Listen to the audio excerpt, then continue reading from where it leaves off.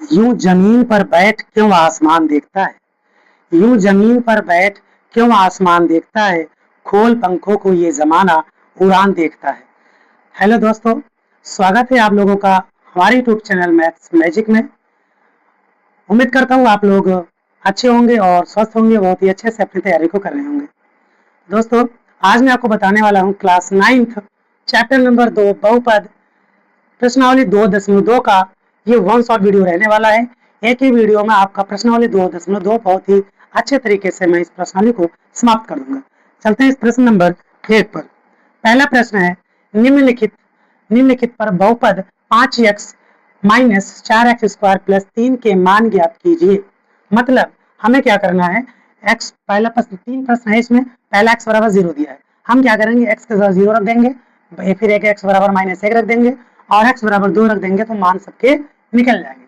पहला प्रश्न है, x बराबर 0 रखने पर हम इसको 0 रखते हैं तो क्या होगा, 5x माइनस 4x² प्लस में 3 है तो 5x की जगह हम रखेंगे 0, 4x की जगह रखेंगे 0 प्लस में 3, तो इनका मल्टीप्लाई करेंगे 0, 0 की स्क्वायर 0 और प्लस में 3, तो 0 माइनस 4 0 0 प्लस में 3, तो आंसर आया फाइनल में 3।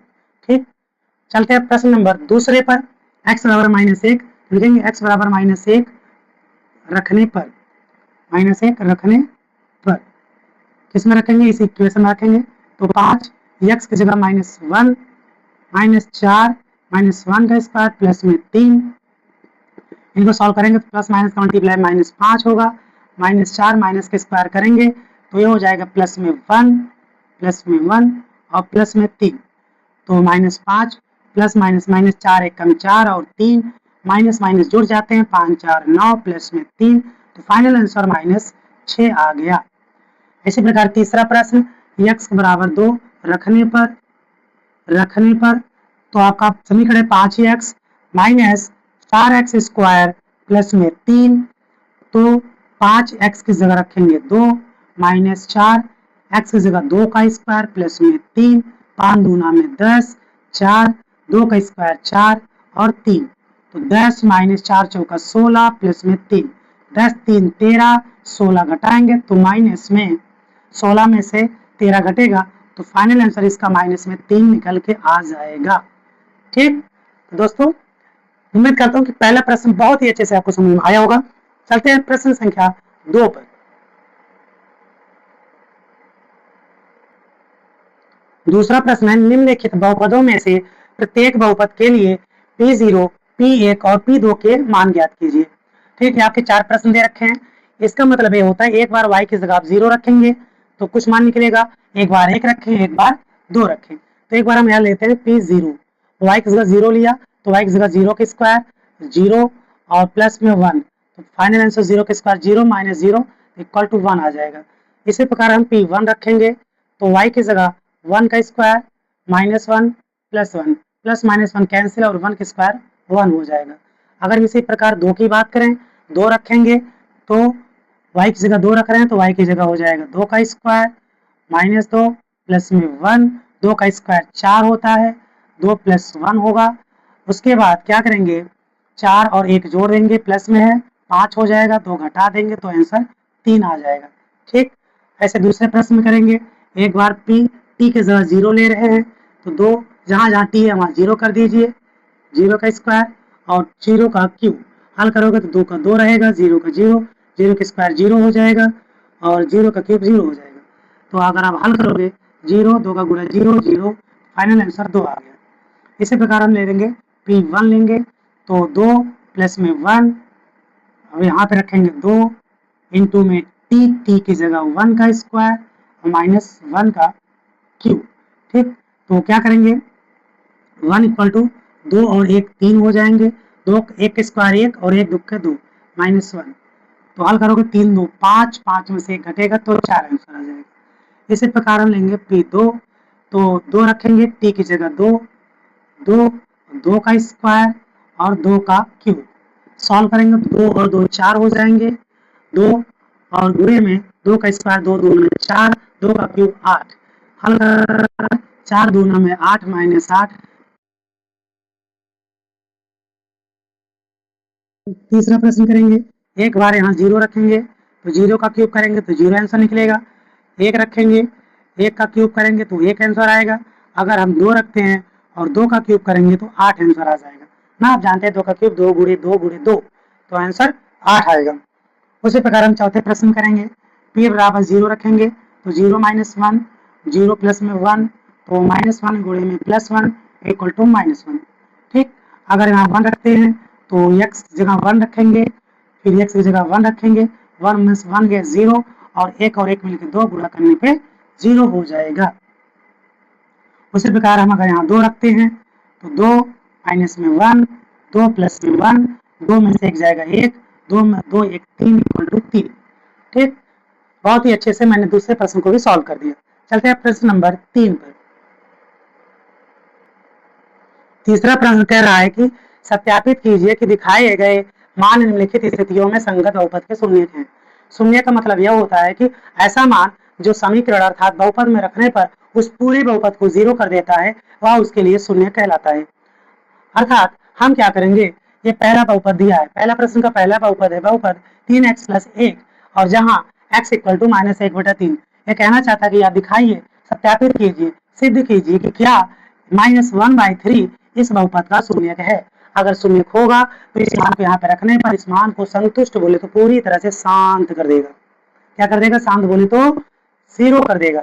हम क्या करेंगे, इस 1 की जगह -1/3, x की जगह -1/3 रख रहे हैं क्योंकि x की वैल्यू -1/3 दे रखा है। तो x की जगह -1/3, 3 x की जगह -1/3 प्लस में 1, तो सॉल्व करने पर कितना आ जाएगा, सॉल्व करने पर 3 कट जाएगा तो -1 प्लस 1, आंसर क्या निकलेगा, आंसर निकलेगा ±0। तो मैं देख रहा हूँ कि x की जगह -1/3 रखने पर इसे 0 कर दिया, तो क्या ये शून्यक है, तो लिखोगे हाँ, बहुत प्यार से हाँ शून्यक है। चलते दूसरे प्रश्न पर, पी एक्स एक्स की 4/5 है तो x की जगह हम 4/5 रखेंगे, और जहां जहां x है वहां 4/5 रख देंगे। सॉल्व करने पे 5 5 कैंसिल हो जाएंगे, तो p 4/5 का जो मान आएगा 4 माइनस पी, क्या ये 0 हो सकता है, नहीं हो सकता।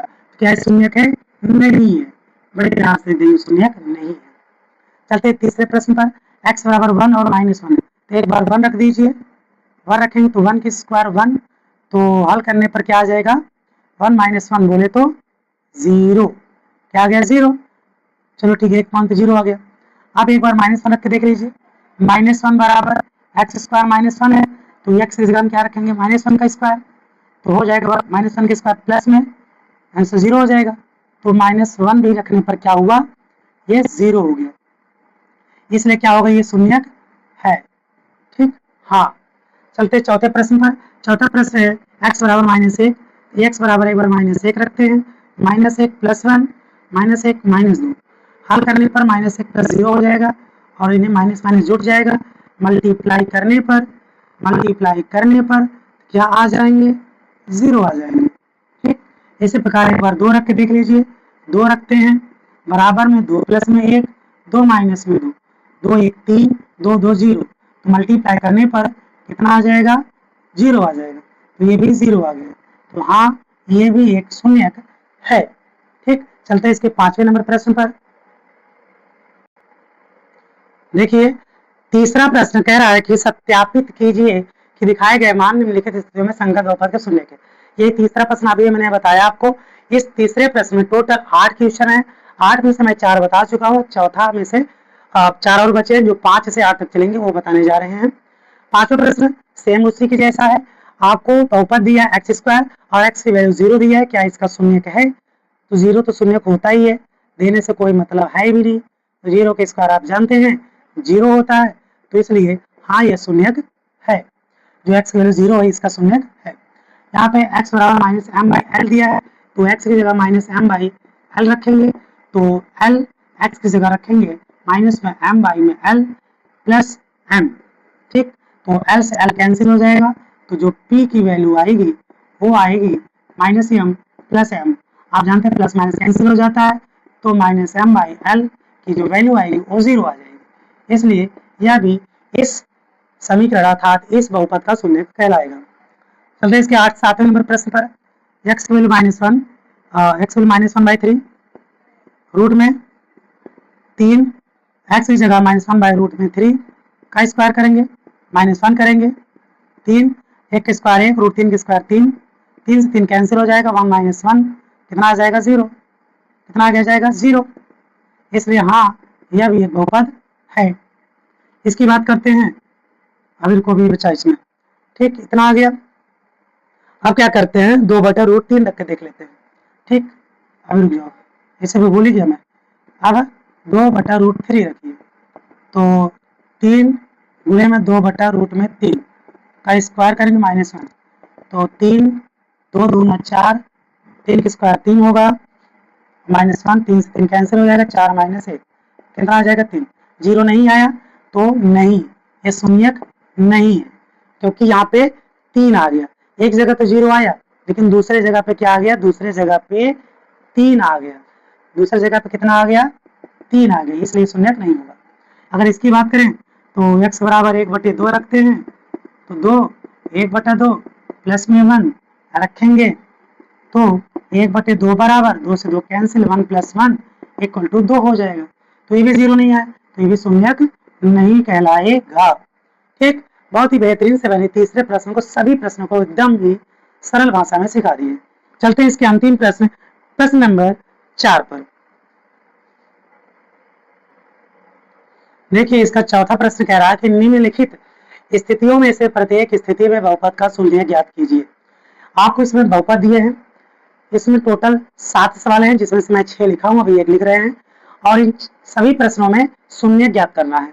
शून्य का मतलब ये होता है कि ऐसा मान x का वह मान रखो कि इस पूरे बहुपद को 0 कर दे।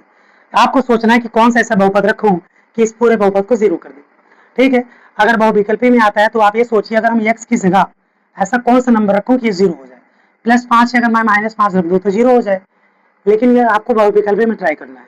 अगर आपको हल करके लिखना हो तो कैसे लिखेंगे, अगर ये शून्य पहले से ही है तो जाहिर सी बात है ये 0 के बराबर होगा, जाहिर सी बात है 0 के बराबर होगा, तो आप इसके जगह पे 0 रख दीजिए और x प्लस में 5 रख दीजिए। x का मान निकालने के लिए 5 अगर लेफ्ट में भेजोगे तो प्लस का क्या हो जाएगा, -5 हो जाएगा, तो इसीलिए इसका शून्य माइनस में 5 होगा। अगर हम बात करते हैं दूसरे प्रश्न की, दूसरे प्रश्न में ये 0 कर दीजिए क्योंकि शून्य पहले से कहा है, तो x -5, तो -5 अगर लेफ्ट में आएगा तो माइनस का प्लस हो जाएगा, 5 हो जाएगा। ठीक, अगर हम तीसरे प्रश्न की बात करें तो इसे अब 0 कर दीजिए, 2x प्लस में 5। अब 0 मैं बार बार क्यों लिख रहा हूँ, क्योंकि पहले से ही बोला है कि प्रत्येक की स्थिति में बहुपद का शून्य ज्ञात करें। ठीक, शून्य ज्ञात करने का मतलब ये 0 के बराबर आपको करना पड़ेगा, तभी आप शून्य ज्ञात कर सकते हैं। अर्थात अगर आपको शून्य निकालना है तो ये सभी वैल्यू को 0 होगा तभी तो शून्य निकलेगा, इसलिए 0 के बराबर हम दिखाते हैं। +5 की इधर आएगा तो क्या हो जाएगा, माइनस में 5 हो जाएगा, और 2 मल्टीप्लाई इधर जाके डिवाइड में हो जाएगा, तो ये इसका आंसर आ गया। इसी प्रकार अगर हम बात करते हैं चौथे प्रश्न की, तो यहाँ पे 0 बराबर 3x माइनस में 2 रखते हैं, तो 3x माइनस लेफ्ट में आएगा तो प्लस होगा, तो x की वैल्यू 2/3 आ जाएगी। क्लियर। और हम इसकी बात करते हैं पांचवें नंबर प्रश्न की, तो हमें यहाँ पे रखते हैं 0 बराबर 3x, 3 मल्टीप्लाई में इधर जाके x बराबर 0/3 बोले तो 0 आ जाएगा, इसका शून्य कितना होगा, 0 होगा। यहाँ भी बात करूँ, कह रहा एक जो है 0 के बराबर नहीं है, यानी आप एक की जगह 0 नहीं लिख सकते, हमें x का मान चाहिए, तो इससे जगह पूरा 0 रखते हैं, तो x, ये x निकालने तो a इधर भेजेंगे, a इधर मल्टीप्लाई में इधर आके 0/में a हो जाएगा, अगर भाग देंगे 0 में तो ये भी 0 हो जाएगा। चलते हैं इसके प्रश्न नंबर 7वें पे। 7वां प्रश्न क्या कह रहा है, इस प्रश्न का प्रश्नावली 4 का 7वां नंबर प्रश्न है, px बराबर cx प्लस डी, और लिखा c is not equal to 0, अर्थात यहाँ पे c की जगह आप 0 नहीं रख सकते, और दिया है कि जहाँ c और d क्या है, एक वास्तविक संख्या है, अर्थात रियल नंबर है। रियल नंबर कौन सी होती है, सभी धनात्मक संख्या है, ऋणात्मक संख्या है, सबके सब रियल नंबर होते हैं। रियल नंबर का मतलब ये होता है वे सभी संख्या है जिन्हें हम संख्या रेखा पर प्रदर्शित कर सकते हैं, सबके सब रियल नंबर कहलाते हैं। रियल नंबर 2 प्रकार के होते हैं, परिमेय और अपरिमेय, जो कि मैं पहले ही चैप्टर में आपको समझा चुका हूँ। ठीक है, तो चलिए स्टार्ट करते हैं। प्रश्न है px बराबर cx प्लस में d। ठीक, c की जगह 0 नहीं है, अगर हमें शून्य निकालना है तो इससे बहुपद के बराबर हम 0 को मानेंगे, तभी हमें बहुपद की जो है शून्य निकल पाएगा, यानी हमें x की वैल्यू को फाइंड करना है। अगर हम प्लस d को लेफ्ट में लाते हैं तो क्या हो जाएगा, ये माइनस में हो जाएगा क्योंकि प्लस का माइनस हो गया। अब हम क्या करेंगे, सी मल्टीप्लाई में इधर जाके राइट में डिवाइड हो जाएगा, माइनस डी बाई में सी। अगर हम माइनस डी बाई सी यहाँ रखेंगे तो इस पूरे वैल्यू को जीरो कर देगा, तो अर्थात इस सातवें प्रश्न का जो इसका शून्य का आएगा माइनस में डी बटा में सी हो जाएगा। ठीक दोस्तों, ये प्रश्नावली बहुत ही तेजी से, बहुत ही रैपिड फायर में हमने इस प्रश्नावली को समाप्त कर दिया। ठीक, उम्मीद करता हूँ कि आपको यह प्रश्नावली बहुत ही अच्छे तरीके से समझ में आया होगा। और यदि आप हमारे चैनल पर नए हैं तो चैनल को लाइक करके और चैनल को सब्सक्राइब करके बेल आइकन जरूर प्रेस कर दें, ताकि आने वाली नेक्स्ट वीडियो का नोटिफिकेशन आप तक तुरंत पहुंचे।